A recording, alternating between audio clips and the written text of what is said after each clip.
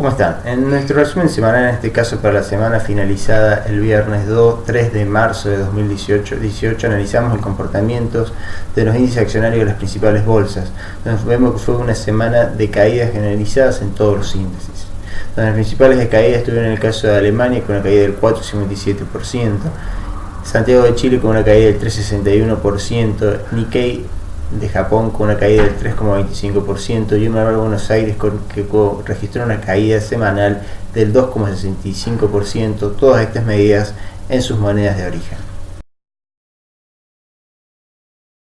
Analizando el comportamiento de las monedas a través de los ETF representativos, analizamos lo ocurrido con el ETF de dólar index en el gráfico inferior derecho, donde podemos observar que si bien fue una semana que en principio tuvo una fuerte apreciación, finalizó sin cambios hacia el viernes, cierre de semana, donde básicamente la moneda que se apreció en la semana fue el yen japonés, donde se puede observar en el gráfico superior izquierdo, mientras que en el caso del euro finalizó sin cambios y en el caso de la libra esterlina depreciándose con el dólar, es decir, todas las monedas en relación al dólar tienen ese comportamiento. Mientras que si analizamos lo ocurrido con los representantes pares de monedas, fueron una semana en las cuales hubo depreciaciones de las monedas, en el caso de la moneda china en el gráfico superior izquierdo, lo mismo que el dólar australiano en el superior derecho y la corona sueca en el inferior y derecho. Analizando el comportamiento de los commodities, vemos que fue una semana de caída tanto en los commodities como es el petróleo, como también así commodities metalíferos,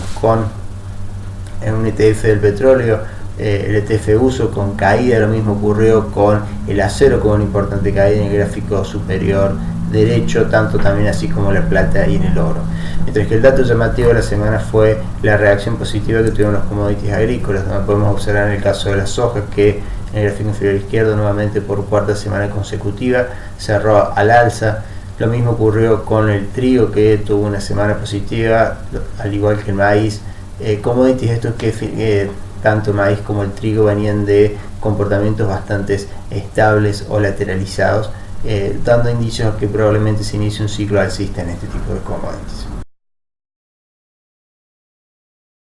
Y ya en el panorama local observamos lo ocurrido con los activos de renta variable. En el caso de los índices Merval tuvo una caída en dólares del 4%, mientras que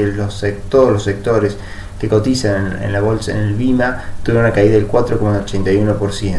Donde las principales caídas estuvieron en el sector financiero con una caída del 6,04%, seguido por generación de energía y siderúrgico con 5,20% en el caso siderúrgico y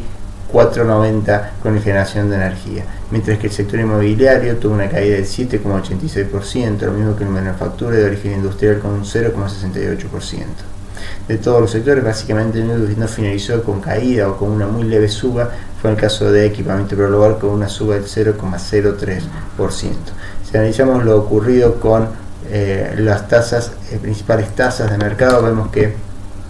fue una semana en el caso que la Bayer subió 162 puntos básicos. Acá hay que mencionar que la semana previa ahí tenía una caída de semejante magnitud. Probablemente fue una cuestión muy particular lo que ocurrió en la cotización del miércoles pasado, pero las demás tasas prácticamente sin cambios, con una TM20 que cayó 13 puntos básicos, mientras que los depósitos a plazo fijo a 30 días tuvieron una suba de 45 puntos básicos, posicionándose en un 21,55% de tasa nominal anual. Si analizamos el comportamiento de la renta fija, vemos que los bonos en dólares continuaron con caídas en sus precios, por lo tanto traslados en los tramos más cortos de la curva hacia arriba, lo que nos muestra en definitiva un incremento en lo que sería el riesgo país o el diferencial de tasas que está empezando a afectar a los activos en dólares de renta fija. Mientras que si analizamos los bonos en pesos en dólar link, prácticamente tuvieron mejora en los tramos, en prácticamente toda la curva, con un traslado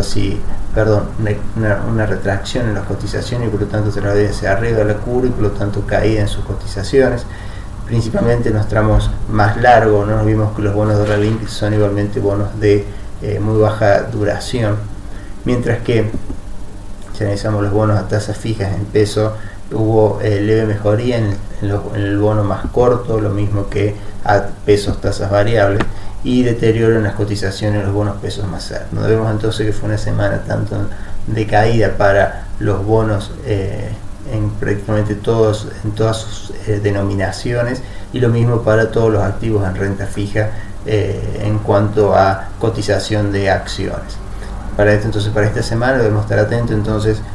ahora la incidencia que tuvo la definición de las elecciones en Italia, donde parecería no existiera quórum suficiente para formar gobierno. Lo que sí es importante es que sí se logró quórum para Merkel formar gobierno en el caso de Alemania, y bueno, y ver lo que sigue ocurriendo con la cotización del dólar a nivel global, y por supuesto esto cómo afecta al mercado, a los mercados emergentes y en particular a la Argentina. Que tengan una excelente semana, nos estaremos viendo la próxima semana.